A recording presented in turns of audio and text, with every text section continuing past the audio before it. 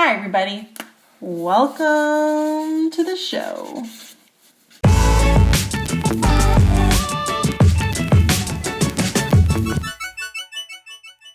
Hi everybody, welcome back to our channel. My name is Amanda, and today I am talking about a question that I see a lot of people asking, particularly those who have preschoolers and kindergartners, grade 1.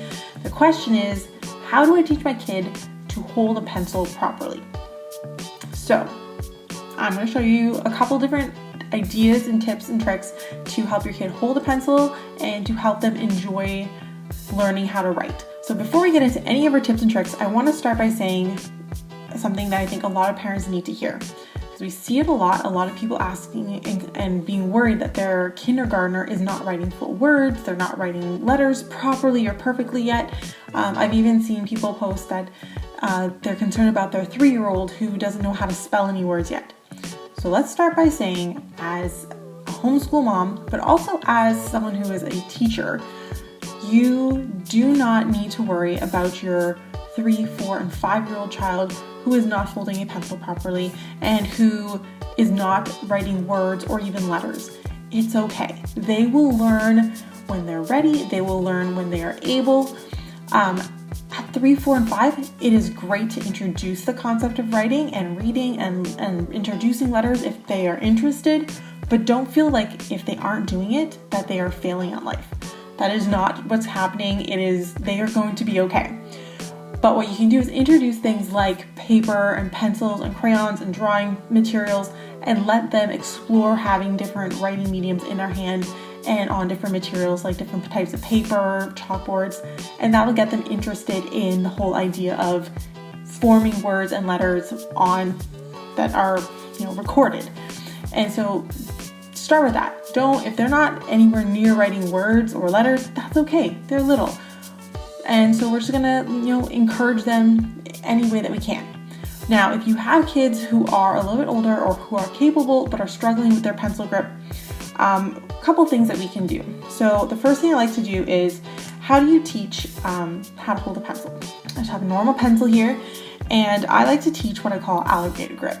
It's basically that you have your 2 fingers, your index finger and your middle finger and your thumb, and you're pinching them together to form an alligator, as if you're making like a little, puppet kind of thing, right? And so this is your alligator, and this is your pencil.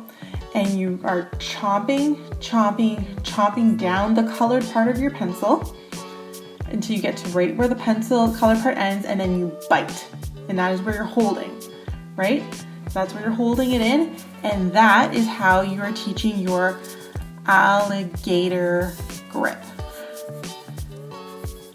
Okay, so again, you need a little rhyme for this, how I taught Alexi. We have our alligator, and alligator goes chomp, chomp, chomp, bite. Alligators like to write. Chomp, chomp, chomp, bite. Alligators like to write. So it's just a simple little trick. Again, as long as they're holding at the bottom of the color part with their 2 top fingers, their middle finger and their pointer finger, their index, and their thumb is on the bottom, they will naturally start to kind of put their pencil in a more correct position. Now, if they're not doing it perfectly to begin with, that's okay. Allowing them to practice that, they will naturally find, because everyone holds their pencils different. I don't know if you guys know this, everyone holds their pencils or their pens slightly differently. It just has to do with the size of the writing instrument in the size of your hand. So everyone's gonna do it slightly differently. As long as they kind of have the basic of 2 fingers on top, 1 on the bottom, you're doing really, really well. If you have a kid like mine who's really into writing, Lexi is obsessed with writing and drawing and coloring, you might run into a little problem, particularly if they are 3 or 4 or 5, especially when it comes to writing. So what a lot of people want, and especially again, this is like school training. When you went to school in elementary school, everyone wanted you to use a pencil. And the reason they want you to use a pencil is because you can erase mistakes. Now, that's all fine and dandy, but the problem with a pencil is that it actually requires 2 types of force. So a child needs to have the small motor skills and the strength in their hand to hold their pencil, right? So that's just one type of strength that they need. They need to be able to physically do it, small motor skills, and have the strength in their hand to hold this position while they're moving. The other thing that happens when you have a pencil is not only do you need to hold the pencil, you actually need to apply pressure down on the end to produce writing. So to write a word, you actually need to push down. So not only are you pushing inward with your hand, you're also pushing down with your arm and your wrist. So sometimes you'll see that little kids, especially those 3, 4, 5-year-olds, don't necessarily have the strength in either their hand, their arm, or the coordination to combine those two. And so what happens is when they're writing, they get very, very faint lines, and it's very difficult for them to put the effort into writing for A, long period of time, and B, they get discouraged because they can't see what they're writing. So a couple things you can do: try to pick a pencil that is more soft, if you're really bound in terms they use a pencil. But one of the things we did with Alexi that really, really worked out was we actually let her use things like markers. The reason why, because a marker, you don't have to put any pressure into it, right? So if you just putting the end on the paper, pull the line down, you will automatically get writing, which is super great. So with a very little force of actually pushing down on the paper, you will get writing on the page, which is encouraging to kids because they're working on their grip and not working on pushing down. So they end up getting the satisfaction of seeing lines, squiggles, words, letters appearing on the page with less force. So we actually did this with Alexi for almost a year and a half. She's 4.5 now. She's been writing and drawing in notebooks since she was about 3. And after 2 days of doing a pencil, we switched to marker, and the fighting stopped because she was now seeing her work.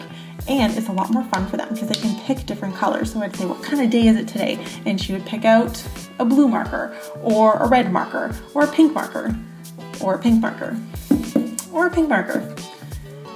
We're still trying to figure out how we can buy more pink markers, but it made life a little bit easier for her and a little more enjoyable for everybody because there wasn't the same struggle of trying to encourage her to write with not having the strength in her upper body to actually push down the page and the coordination to hold the pencil. So try something else. You can try markers are great. Dry erase markers are another great medium because, again, same idea, and they're erasable. And if you have older kids who are struggling with the writing, colored pens. They do the same thing as markers, but they're a little bit finer. So you can kind of work differently with them. But they're, again, another great way to encourage writing in kids. So definitely, if you're having kids are having struggles with actually producing lines on the paper, it's not that they aren't holding their pencil properly necessarily, it's just they might not have the strength.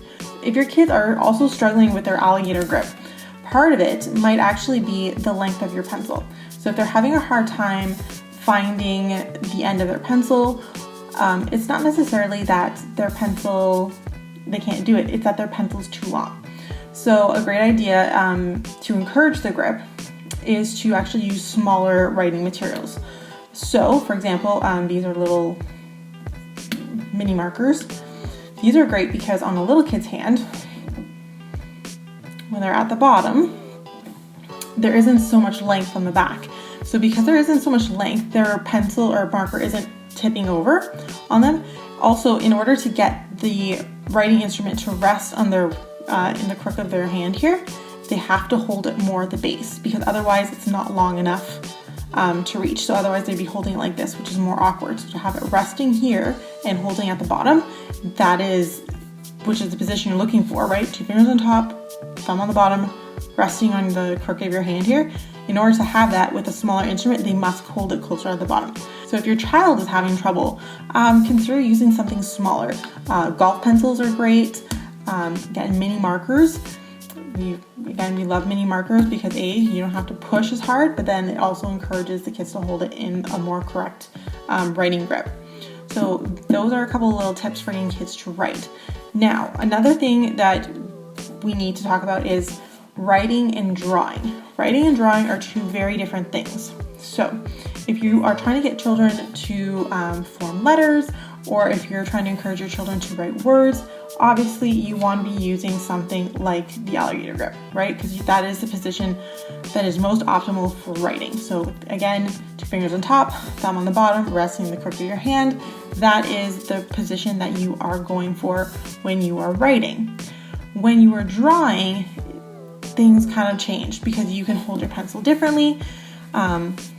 So you might do something like circle here, but you can shade it in by holding your pencil down differently and produce different lines, right? So if your children are drawing, don't push them to use an alligator grip because they are exploring how to use their medium in an artistic and creative way. Only focus on your alligator grip when they are writing. And so that will actually encourage them that they don't have to hold their pencil properly all the time, and it kind of gives them a little bit of a break. So to recap, we just went over how to use our alligator grip. We talked about using different types of writing materials to A, make it more fun, and B, to take the stress out of having to coordinate holding a pencil and pushing with the upper arm. We talked about trying different shorter writing implements and allowing kids to kind of explore how to hold writing implements by letting them draw and create and use art. So I hope that these tips are helpful for you. I hope that they encourage your child to explore writing and drawing and using different types of writing implements. And I hope that we will see you back very soon. If you like our video and you like the kind of content that we're putting out, tips and tricks like this for homeschoolers and parents teaching their kids at home, please subscribe. Make sure that you're following us on Instagram and Facebook, where we put up almost daily videos, tips, tricks, ideas, questions, and it's also a great place to interact with us. And we will see you guys very, very soon. Okay, thank you guys. Bye.